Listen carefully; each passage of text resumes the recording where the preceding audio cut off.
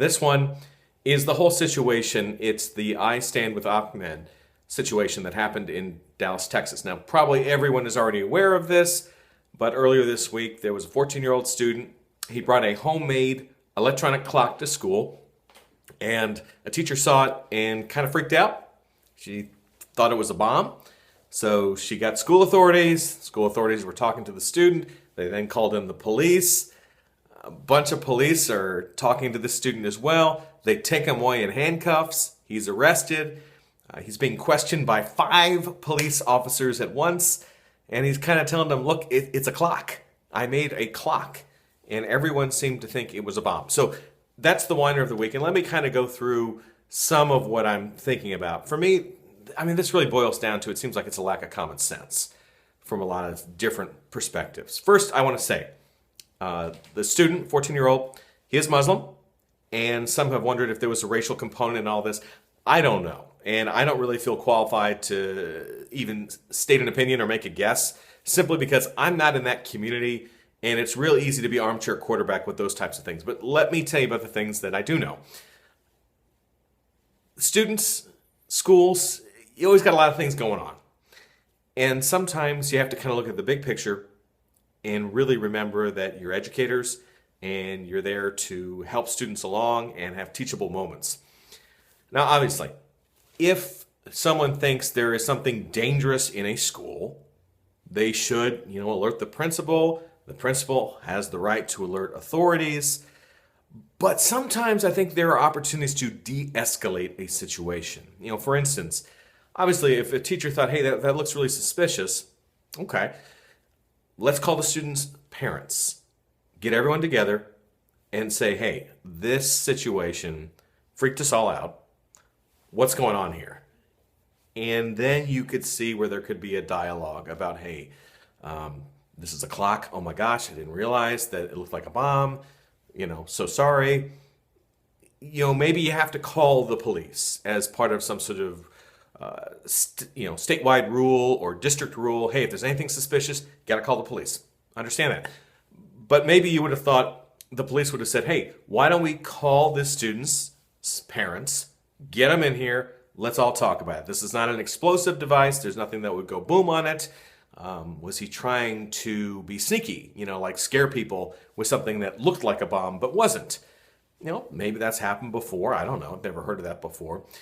Again, involving the family, saying, hey, this is a really serious thing, but we want to make sure we know where you're coming from and you can know where we're coming from. It's kind of like, well, not exactly like yelling fire in a crowded theater, because that's been shown to be something that is very hazardous and dangerous, but almost one of those situations where it's like, we're seeing this like this. We want to make sure we understand where you're coming from. It seemed that everyone from the very start was assuming that this clock was either a bomb or something that was designed to make people think it was a bomb and scare people. That they seemed to have tunnel vision, that they could not see a scenario where it wasn't a bomb, and it might just be a kid who likes science, made something and brought it to school, kind of like show and tell, what people did so many years in grade school. So instead they took away a kid, who's wearing a NASA shirt in handcuffs, which seems, I know, again, maybe policy, but it's quite a vivid image to have a 14-year-old being led around in handcuffs. His parents were not called until he was at the police station. That seems to me to be a bad thing. I would have called those parents right away to say, hey, we're having some issues today. We got to talk to you about your kid. Get over here as soon as you can. It seems that's a courtesy you should be doing. It sounds, too, that there were 5 officers, questioning this child. He's 14-year-old, teenager. That seemed a little overkill, but I wasn't in the room, so I don't know. But again, it seemed that everyone was using a filter of, he must have done something wrong, or he must be trying to prove something. I don't know. And again, I don't understand what the thinking was by the police to be questioning a minor without his parents there or an attorney. To me, I don't know, that seems really, I gotta say, it doesn't seem like smart police work, because I would think if this was someone with malicious intent and they made some sort of confession, that evidence might be thrown out later because there was no one there who could give consent for him. a parent or an attorney. So that seems to me like a red flag right there. In our world today, a few random thoughts. Nowadays, if you open up anything in your house and look at the wires and the circuit boards, it could look like a bomb. That's just the reality. There's some other realities too. I mean, I know the world has changed from when I was a kid. When I was a kid, the schools I went to, public schools, they had like 10 entrances and exits, and they were unguarded and unlocked. And, in home ec classes, we're using knives and stuff. And in shop class, there's all sorts of tools we're using that could be, used in bad ways. But it didn't happen. And I almost wonder if because of global terrorism and some of the school shootings we've had, if maybe our perception of reality has gotten a little skewed. Now, obviously, each incident of these, a terrorist act or, school shooting, these shootings that have happened in movie theaters, everyone is highly sad, regrettable. I wish there was something we could do to prevent all of them. But they are not commonplace. If you consider the number of students who go to schools, the number of incidents that have happened, we have changed our schools a lot.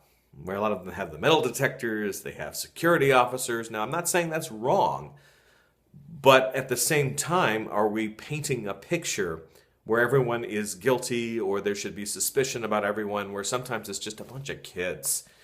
And sometimes, because of their lack of life experience, a child might be doing something where it's like, dude, you got something that looks a little like a bomb and you're freaking us out, so let's talk about it.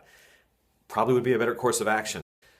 If you'd like to read the column that I wrote about it, head over to my website.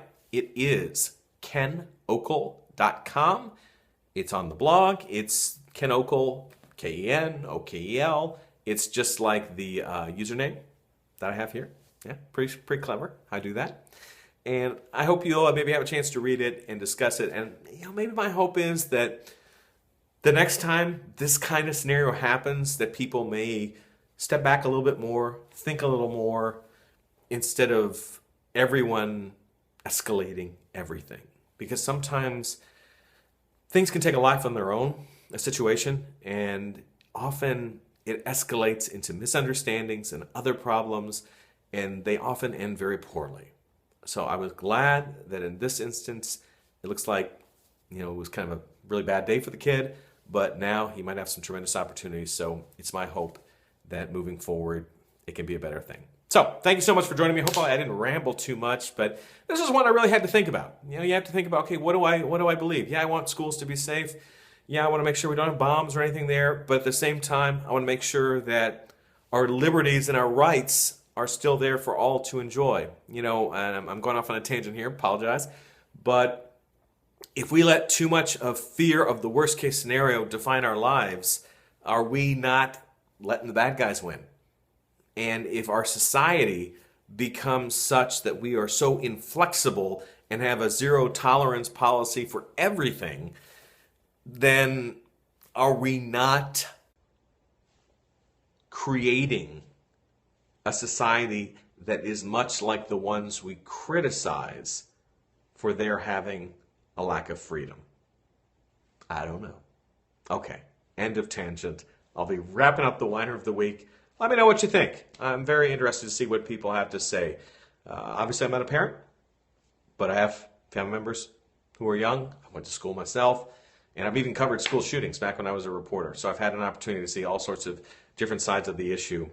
And hopefully, perhaps this can lead to a meaningful discussion which will have long-term benefits for everyone. Okay, that is the Whiner of the Week. I am Ken Okel. Take care.